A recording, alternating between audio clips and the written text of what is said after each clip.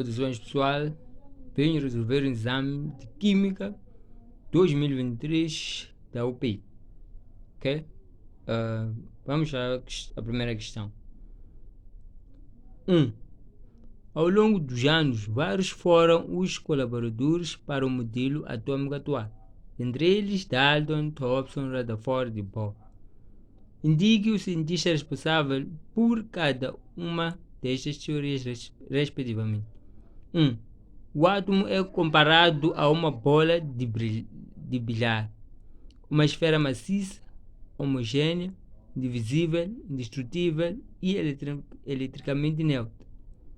2. O átomo é comparado a um pudim de ameixas, uma esfera carregada positivamente na qual fica incrustados eletrões de carga negativa. 3.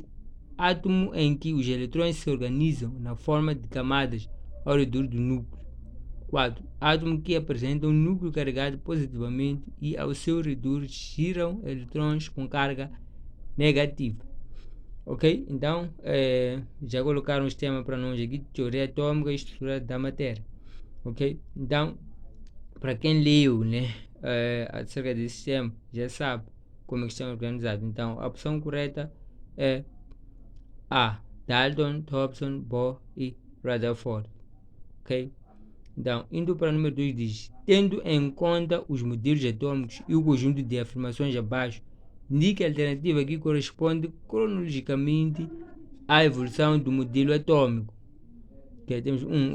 Átomo como partícula descontínua com eletrosfera dividida em níveis de energia. 2.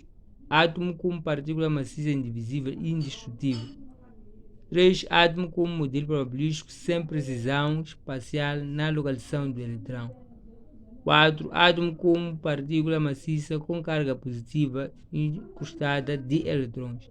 Ok, temos como opções corretas o A, seguindo a ordem, então nos pedir aqui. Mas temos A, mas B também é a mesma coisa. Então, temos 2, 4, 1, 3. 2, 4, 1, 3. Então, essa questão será anulada. Quando isso acontecer, é anulada a questão. Ok? Então, 3 diz: com relação à estrutura da matéria, assinale as opções corretas. 1. Matéria constituída por átomos. 2. Os prótons são partículas do átomo. 3. Os eletrões possuem carga elétrica positiva. 4. A massa do próton é menor que a massa do eletrão. Ok? Então, essas duas, temos 3. Os eletrões possuem carga elétrica positiva. Não, os eletrões possuem negativa, a carga é negativa. A massa do próton é menor que a massa do eletrão. Isso não é verdade. O do eletrão é que é menor que o do próton. Mas as duas eliminamos. Ficamos com 1, 2. A matéria constituída por átomos, está certo? Prótons são partículas do átomo, está certo? Mas não temos 1 e 2. Então, para essa questão, não temos opção correta. Ok? Indo à questão 4 diz: supondo que um neutrão apresenta massa 1 kg, qual seria a massa de um átomo com 11 prótons, 12 neutrões e 11 eletrões? Ok? Então, aqui, o que nós devemos fazer? Como as massas dos prótons e dos neutrões são aproximadamente iguais e a massa de eletrão é desprezível, temos que a massa do átomo é a soma das massas dos prótons e neutrões. Ok? Por sua vez, nós vamos somar o quê? É necessário. Então, como isso aqui é desprezível, só vamos somar. Então, como um neutrão apresenta 1 kg de massa, usando 3 simples, vamos obter 11 kg, vamos obter 12 kg. Então, somando 11 mais 12, dá 23. Por sua vez, a opção correta D. A questão 5 diz: apenas 2 isótopos do cobre são encontrados na natureza. Temos aqui os cobres, dois átomos do cobre. Calcule o peso atômico ou massa atômica média do cobre. Então, o que é que nós devemos fazer? Então, calculando o peso ou massa, como nos diz, é só fazer o quê? Então, vamos dividir o 69,17% por 100. Dividindo por 100, vamos ter na forma decimal 0,6917. Ok? Dividindo por 100, para estar na forma decimal. Depois multiplicamos com a massa desse primeiro cobre, né, que é 62,9296. Mas vamos fazer a mesma coisa por aqui. O 30,83% dividimos por 100, que fica 0,3038, e multiplicamos pela sua massa, que é de 64,9278. Então, multiplicando aqui e multiplicando aqui, depois somar, vamos obter como expressão 63,55. Aqui, por sua vez, a opção correta B. E na questão 6 diz: analise as proposições com relação às leis da termodinâmica e assinale a alternativa correta. 1. A variação da energia interna de um sistema termodinâmico é igual à soma da energia fornecida ao sistema na forma de calor e o trabalho realizado sobre o sistema. 2. Um sistema termodinâmico isolado e fechado aumenta continuamente a sua energia interna. 3. É impossível realizar um processo termodinâmico cujo único efeito seja a transferência de energia térmica de um sistema de menor temperatura para um sistema de maior temperatura, ok? Então, depois de uma análise feita, cheguei à conclusão de que a opção correta é C. Somente as informações 1 e 3 são verdadeiras. Então, temos verdadeiras 1 e 3, ok? A opção correta é C. Nem vou precisar ler a questão aqui, né, a falta de dados, porque esse exercício aqui tínhamos que aplicar a lei do termo dinâmico, né, lei do termo dinâmico, mas não temos volume, não nos deram volume aqui, então sem volume nada podemos fazer, e não deram volume e temperatura também, ok? Por isso que deixei.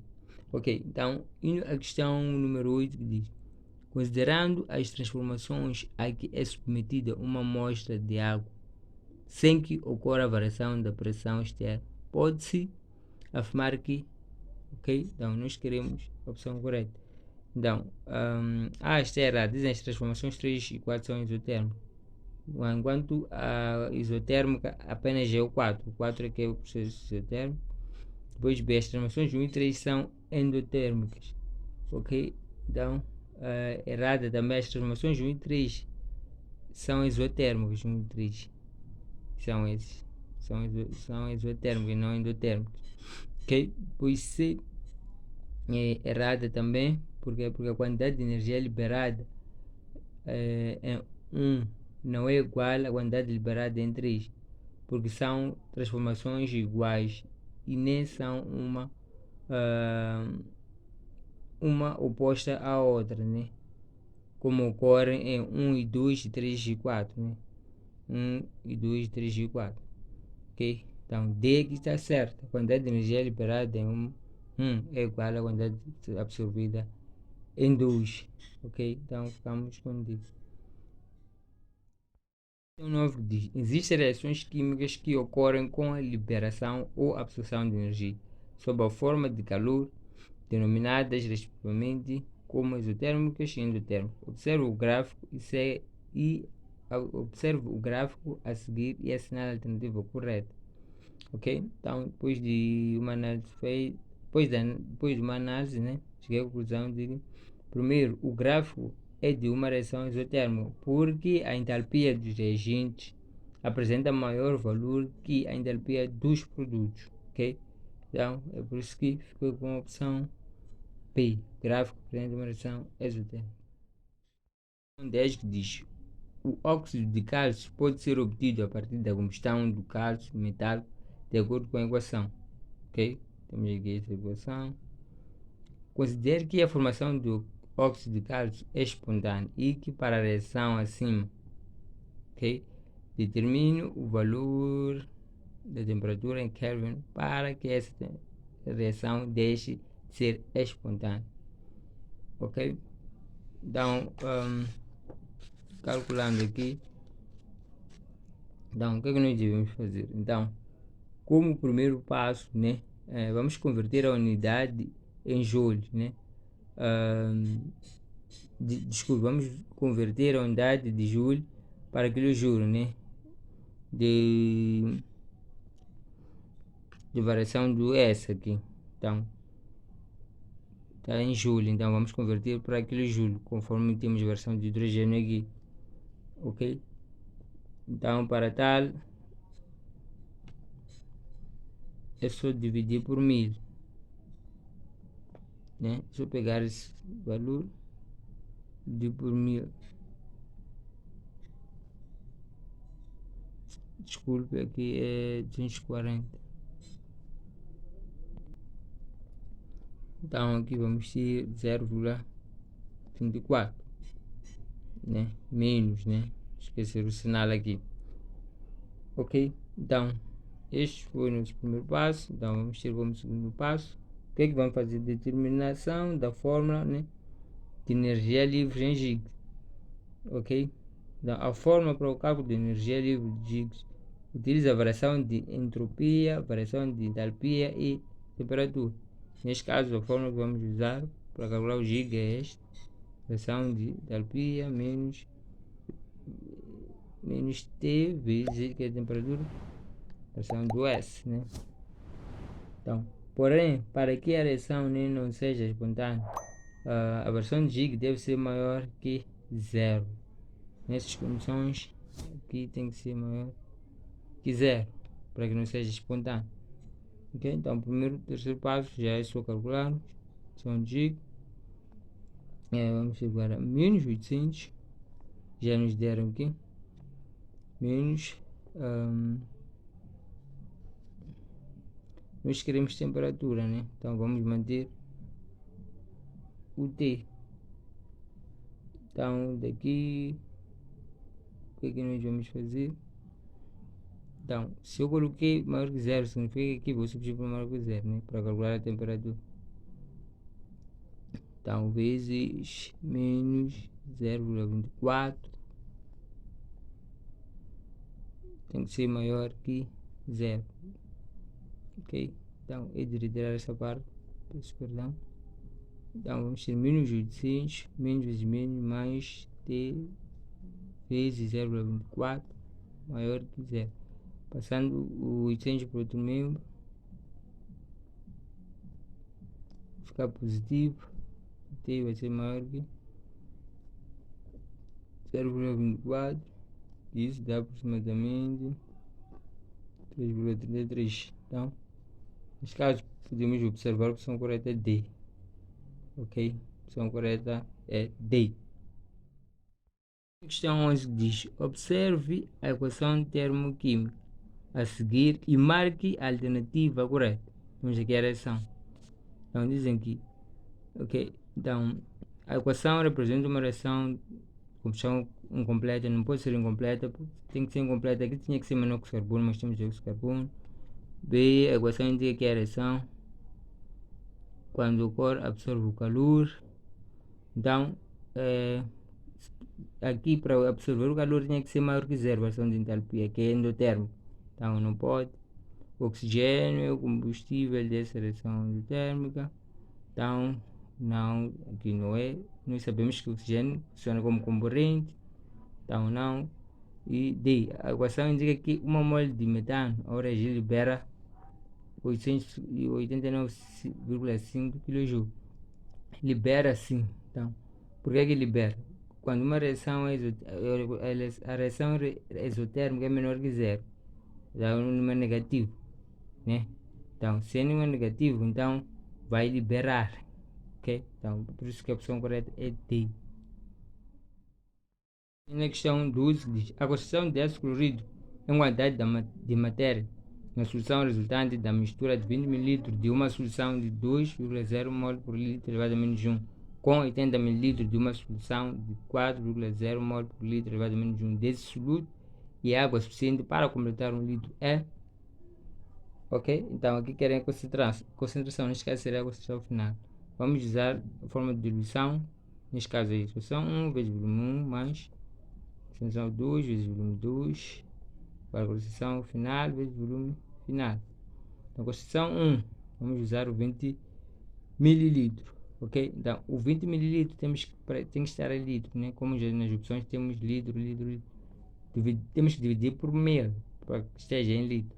Então, dividido por 1000 vamos ter 0,02 vezes o volume, aliás, é o volume, sim, vezes a solução, que é de 2 por litro, concentração, desculpa, mais concentração 2 é 4 vezes 80 ml, que dividindo é 0,08, dividindo por 1000 neste caso.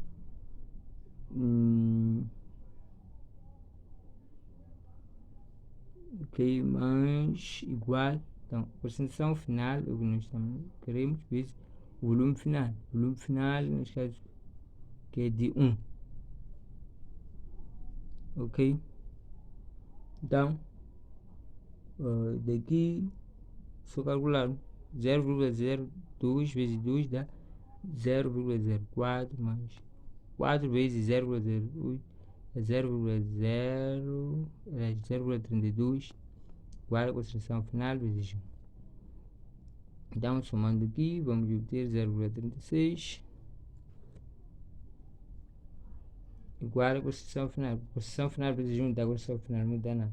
Então, vamos ter isso. Que neste caso, a opção correta é D.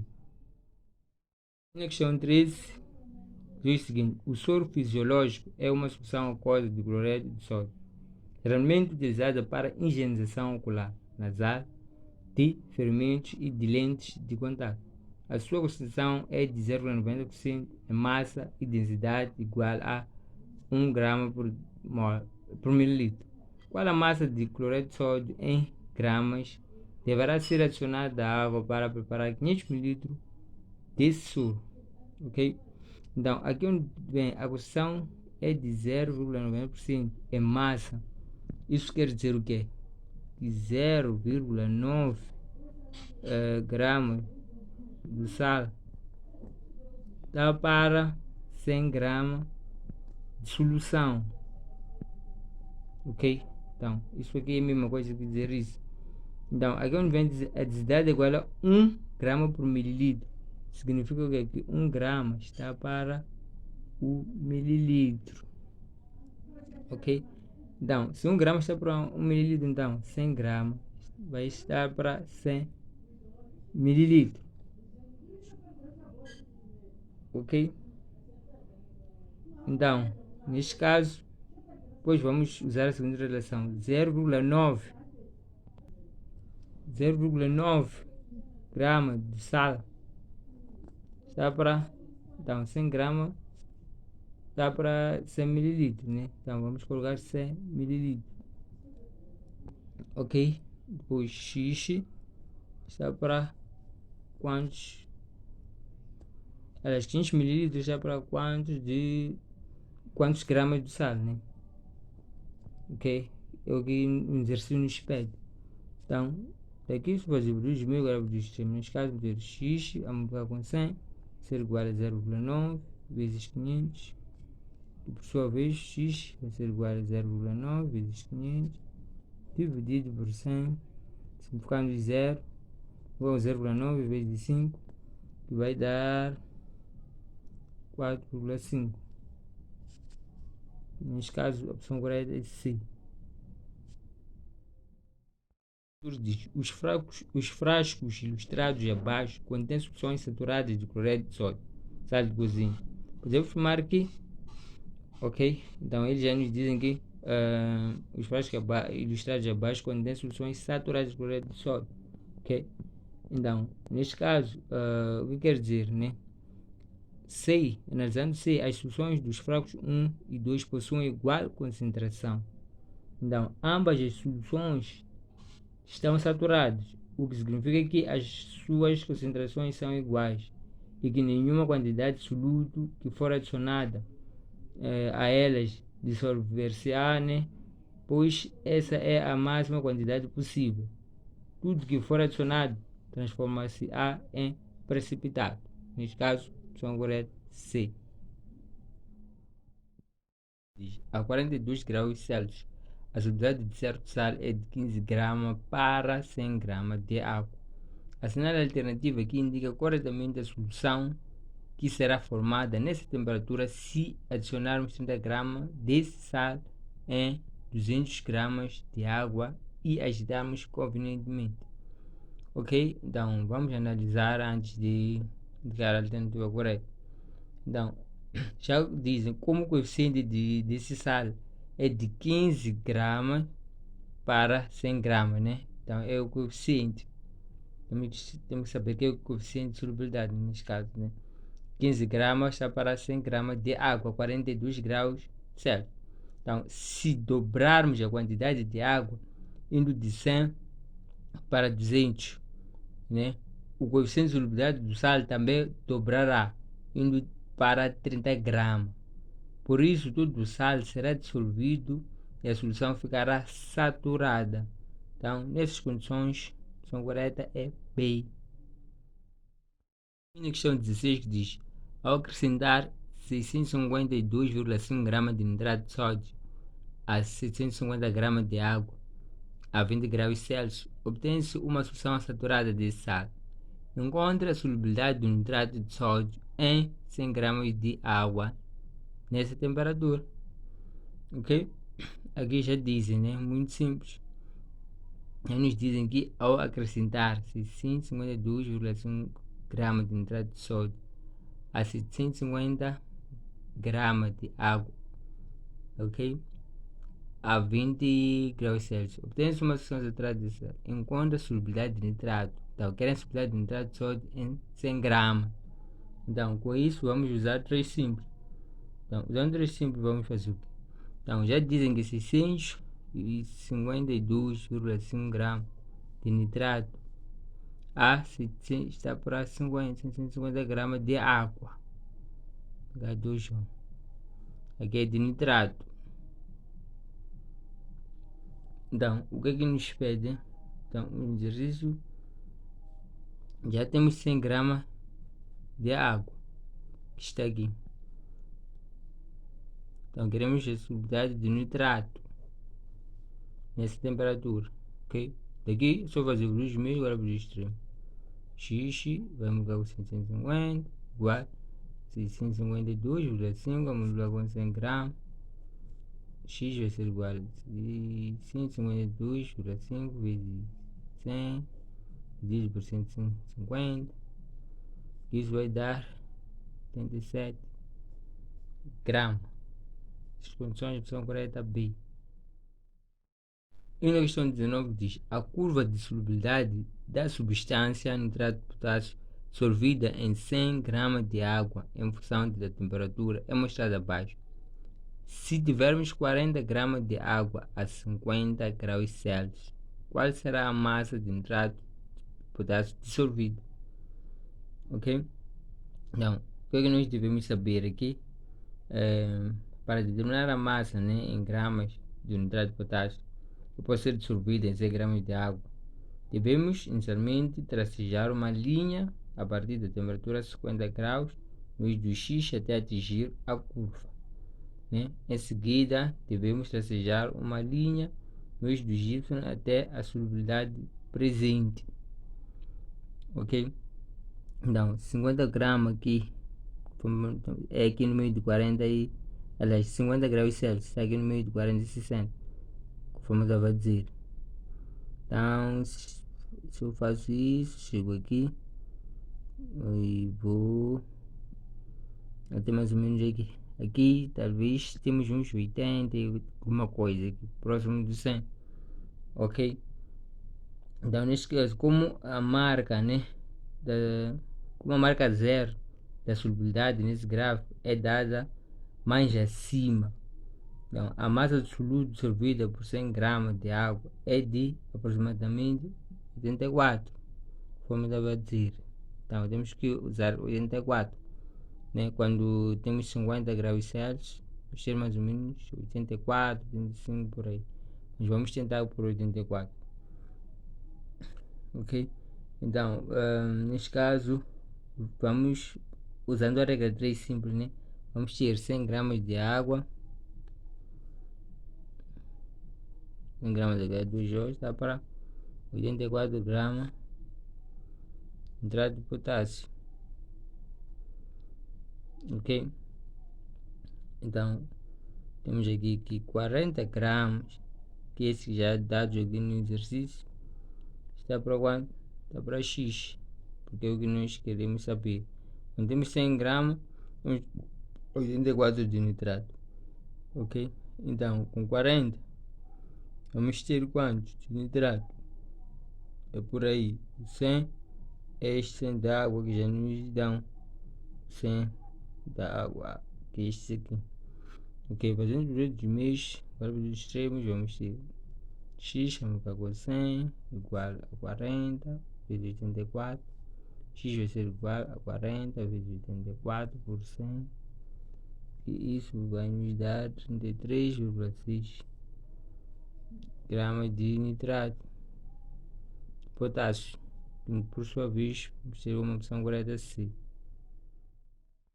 Diz sobre os fatores que influenciam a velocidade de uma reação química. É incorreto afirmar que, ok, os mais feitos, a conclusão de que é B. A presença de um catalisador mantém constante a velocidade da reação. Não é verdade.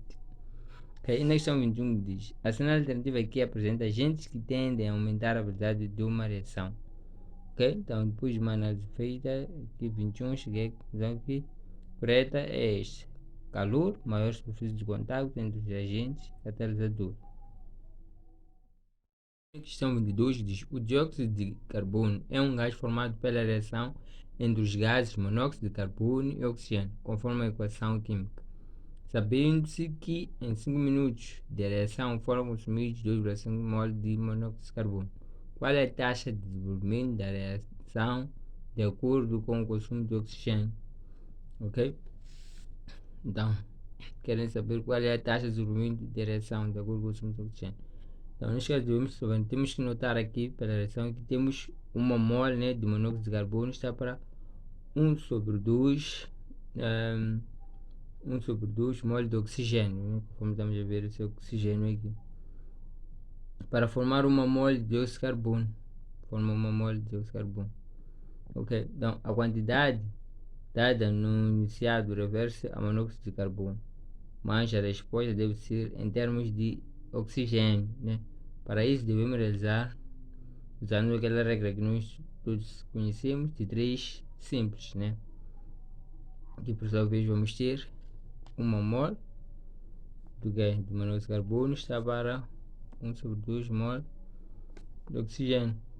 Então 2,5 mol de monóxido de carbono, este dado aqui está para X oxigênio. Então multiplicando isso, ter X vezes 1 igual a 1,2 vezes 2,5. Isso aqui dá 1,25. Ok, então daqui o que é que faz? Agora vamos aplicar os valores, né, na forma de taxa de desenvolvimento da reação. Então qual é a taxa de desenvolvimento? Então, taxa de desenvolvimento é igual a consumo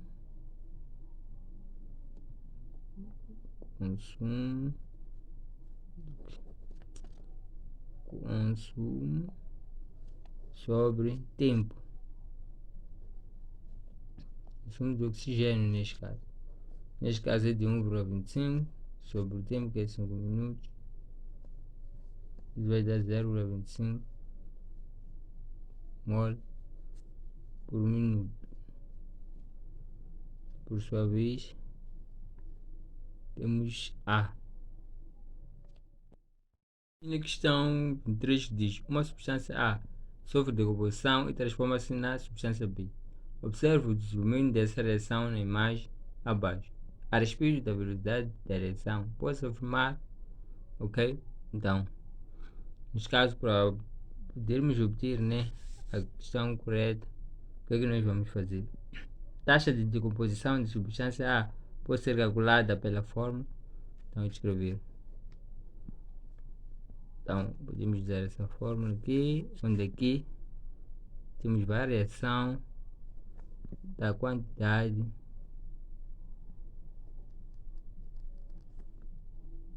da substância.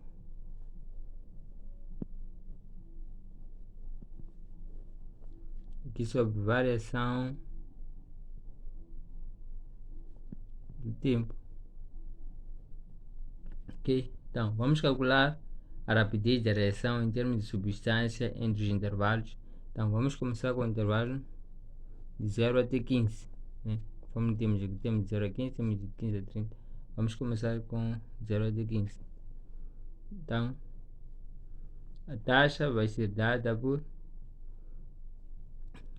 temos aqui quantidade final menos inicial, variação de quantidade, né? Vai ser final menos inicial, e tempo, variação de tempo será tempo final tempo inicial.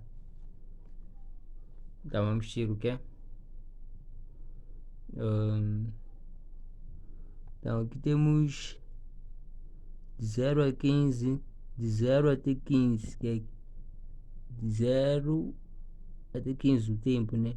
As quantidades iniciais serão 0,25 menos 0,75, desculpe, 0,75 e 1, quantidade de A, estamos a trabalhar com A. Então, final menos inicial, final vai ser 0,75, então vamos colocar 0,75 menos inicial, que é 1, a de variação de tempo. Então vamos ter 15 menos 0. Isso aqui vai nos dar 0,25 sobre 15, dá 0,0167. Ok? Mas se eu uso intervalo de 15 a 30, usando a mesma forma, então 15 a 30 daqui até aqui. Então final vamos ter 0,20 menos 0,65. Desculpa, 0,3, problema aqui hoje, nota-se bem, 0,3 menos 0,75, que é este aqui, a dividir por o tempo, vamos ter 15 menos 30, final, né? Parando aqui. Então, neste caso, só efetuar a divisão, a subtração e divisão, vamos ter 0,03. Então, conforme podemos ver na opção A, temos que fazer depois 15 e 30 segundos com uma taxa de 0,03. Eu não já chamo, mas de 0 a 15 não sai, nenhum resultado existe aqui. Então, por sua vez, ficamos com a opção A. Então, no quadro desconsidera a reação, temos a reação. Observa-se experimentalmente que, dobrando-se o sinal de N, a velocidade de formação de oxigênio quadruplica, e dobrando-se a concentração de M, a velocidade da reação não é afetada. A equação de velocidade de V dessa reação é ok. Então, pessoal, este é um exercício repetido no exame da UEM 2000, da UEM Química 1 2022, que está aqui no canal. Eu resolvi. Então, quem quer resolver passo a passo, né?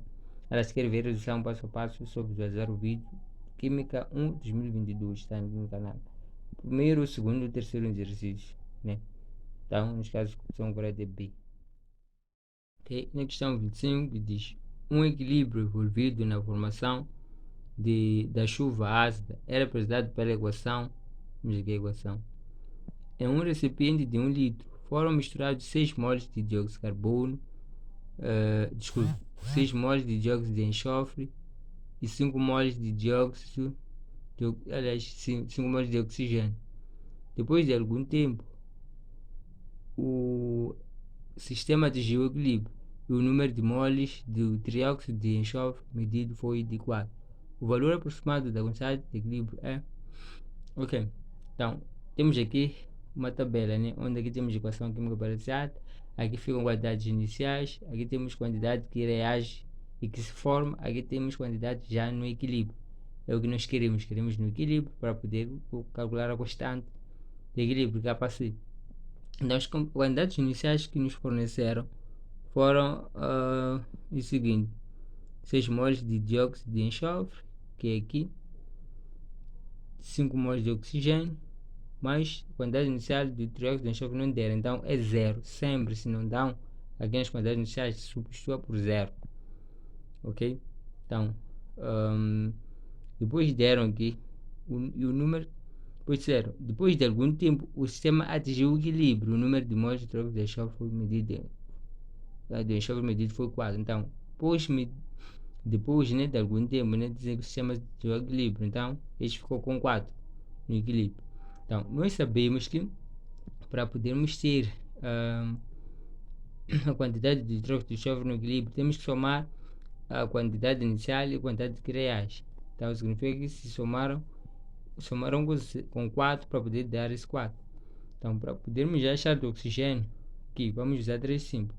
Então, 1 mol de oxigênio dá para 2 mols de hidróxido de enxofre. 1 mol dá para 2 mols. Então, X está para quantos mols? Porque nós queremos aqui, colocamos X aqui. É isso que eu fiz. X vezes 2, produz meio igual a produz 3. Igual a 4 vezes 1. X vai ser igual a 4 dividido por 2. 2 está a multiplicar, passa por último divide. Chega igual a 4. Então aqui também vamos ter 4. E sabemos, desculpe, 2. 4 dividido por 2, 2. Vamos ter 2. Para ter já no equilíbrio aqui subtraímos. Aqui 5 terá 2, 3. Então para acharmos daqui, vamos usar a excitometria também. 2 mols de dióxido de enxofre está para 1. 2 está para 1. X está para quanto? Então multiplicamos também. X vezes 1, x igual a 2 vezes 2, 4. Então 4. Então 6 tira 4, 2. Então já temos as quantidades no equilíbrio. Então temos mole, não temos mole por litro. Mas dividindo já por 1, que é o volume, vai dar a mesma coisa. Que já, neste caso, estamos a fazer isso para poder termos já em mol por litro. Porque as quantidades, as concentrações devem estar em mol por litro. Ok? Então vamos determinar o nosso KC. Então vamos determinar a constante, a equação, né? Ou a constante de equilíbrio, neste caso, através dessa reação. KC vai ser igual à concentração dos produtos. Então é elevado a 2, porque quando temos número de mol, temos que elevar esse número de mol. A dividir por a concentração do dióxido de enxofre ao quadrado, por causa desse número de mol, vezes oxigênio. Não colocamos nada porque só temos uma mol, não é necessário colocar. Então, o dióxido de enxofre temos 4 ao quadrado, o dióxido de enxofre temos 2 ao quadrado, vezes oxigênio 3. Isso vamos ter 16 sobre 4 vezes 3. KC vai ser igual a 16 sobre 12. Isso vai nos dar 1,33. Por sua vez, opção correta B. E na questão 26 diz: a concentração H+ de uma solução 6 vezes 10 elevado a menos 7 mol por litro do ácido, temos aqui o ácido, com uma constante de ionização de 10 elevado a menos 6 é igual. Ok, pessoal, esse exercício é a repetição do exame de Química 1 2022 da UEM. Então esse exercício é muito longo, leva 7 a 10 minutos, né, a resolução. Então, como forma de poupar o tempo, né, peço que quem quer ver, né, o passo a passo, que visualize o exame de Química 1 2022 da UEM, exercício número 7, ok? Mas opção correta é D. Então, indo à questão 27 diz: de acordo com a teoria ácido-base de bronze, o ácido conjugado da água então vai ser um hidrônio, né? Porque nós sabemos que o ácido conjugado vai receber um próton, então vai formar um hidrônio. Então correta B. E na questão 28 diz: dada a seguinte reação protolítica, temos aqui a reação, os pares conjugados são, ok, para nós podermos identificar os pares conjugados, devemos saber o seguinte, que o ácido é quem está doando o próton, a base é quem está recebendo. Ao doar o próton, o ácido forma a sua base conjugada. Ao receber o próton, a base forma o seu ácido conjugado. Então, este aqui, quando doa um próton, forma a sua base conjugada, que por sua vez é este aqui. E este aqui, esta base, né, quando recebe, forma o seu ácido conjugado, que é este aqui. Por sua vez, a opção correta é C. A questão 29 diz: qual é o valor de Kb da base conjugada do ácido acético, sabendo que o valor de Ka é igual a 1,8 vezes 10 elevado a menos 5. Ok? Então, nós sabemos que Ka vezes Kp tem que ser 1 vezes 10 elevado a menos 14, constante da água, né? Ok, então, se nos deram Ka, queremos Kb, temos que isolar a forma. Isolando a forma, vamos ter algo do gênero.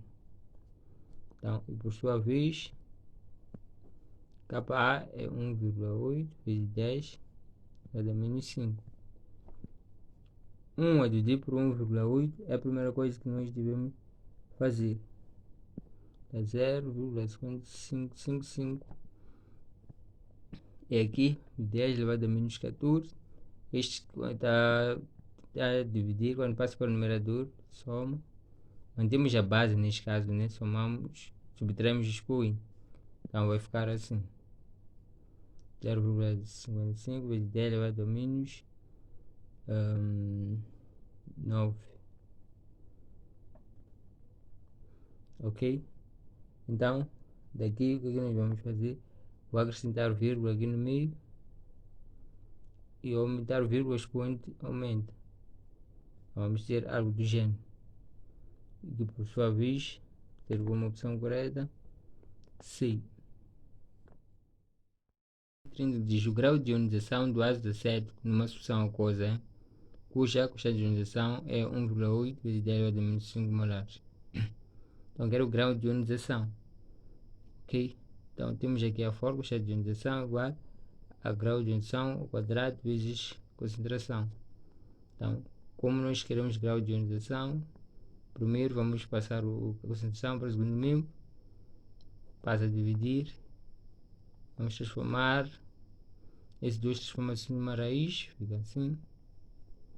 Ok, então calculando agora, Kpi já nos deram que é 1,8 vezes 10 elevado a menos 5 sobre, temos aqui a concentração, que né, temos 0,001, que na forma notação científica é mesmo dizer 10 elevado a menos 3. Contamos números casas decimais, 1, 2, 3.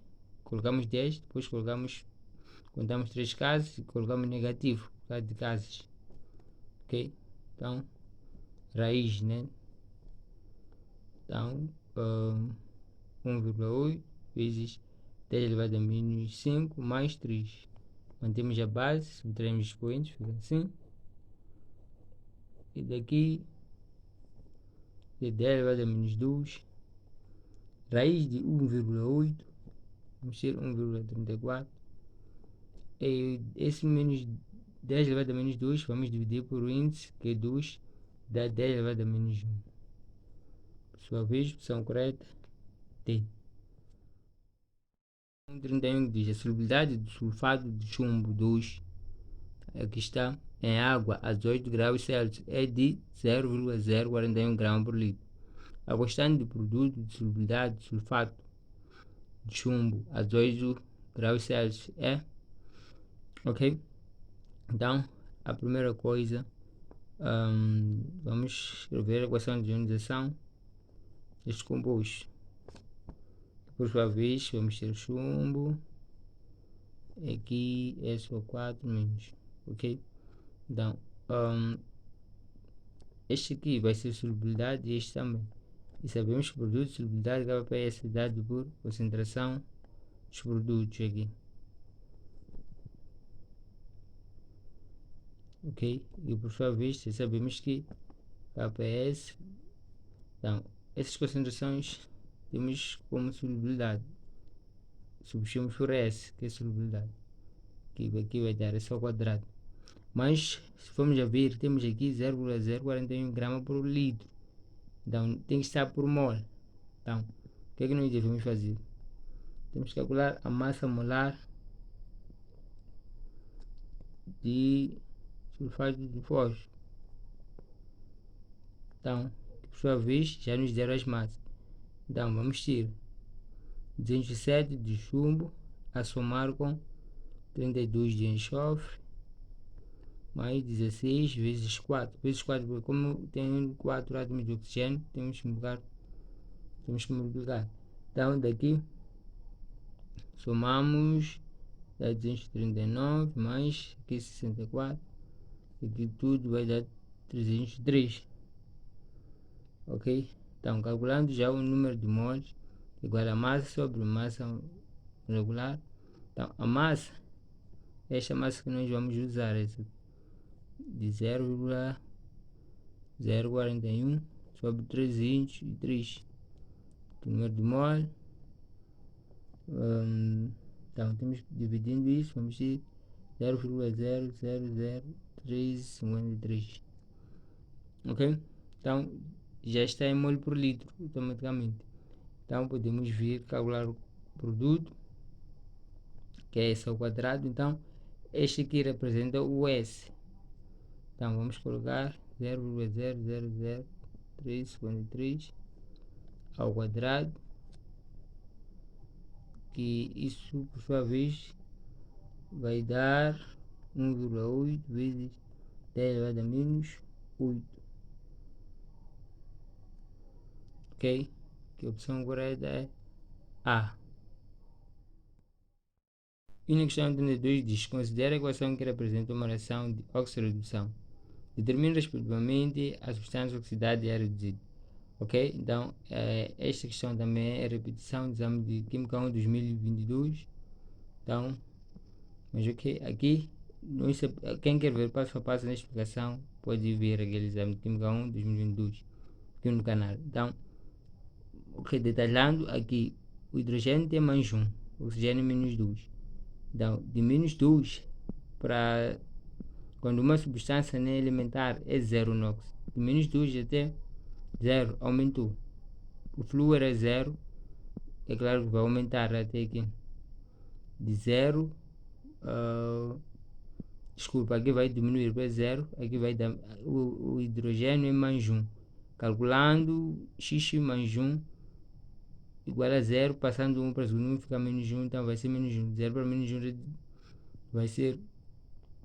vai reduzir.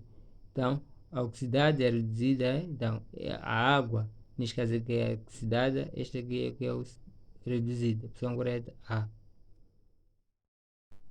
E na questão 33 diz: 1 e 2 são equações de reações que ocorrem em água espontaneamente, no sentido indicado, em condições padrão.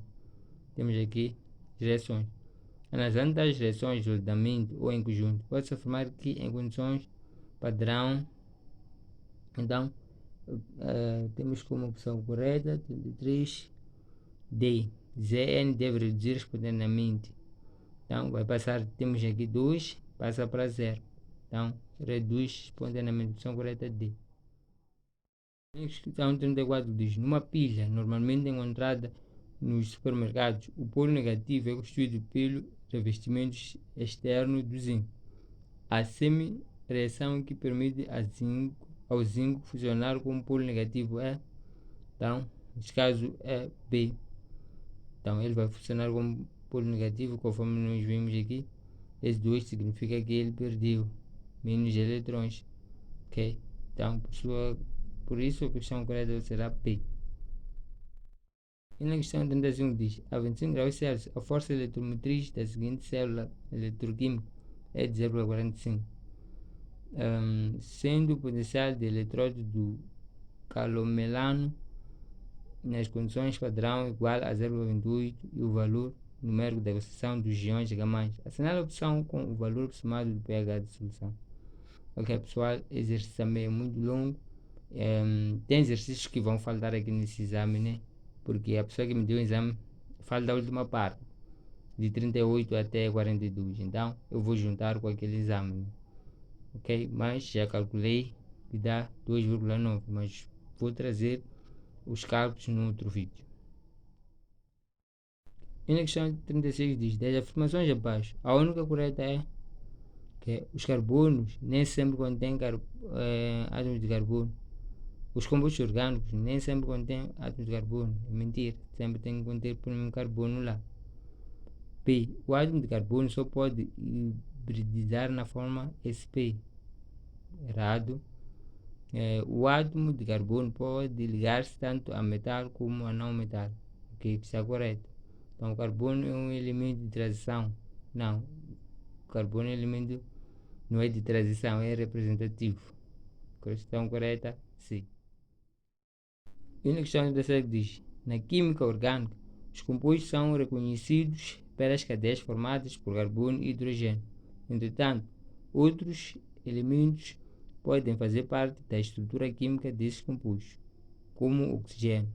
A alternativa em que os dois compostos orgânicos apresentam opções orgânicas oxigenadas é que, depois de uma análise feita, a alternativa correta é C, propanol e azopropanoico. Esse aqui contém oxigênio, né?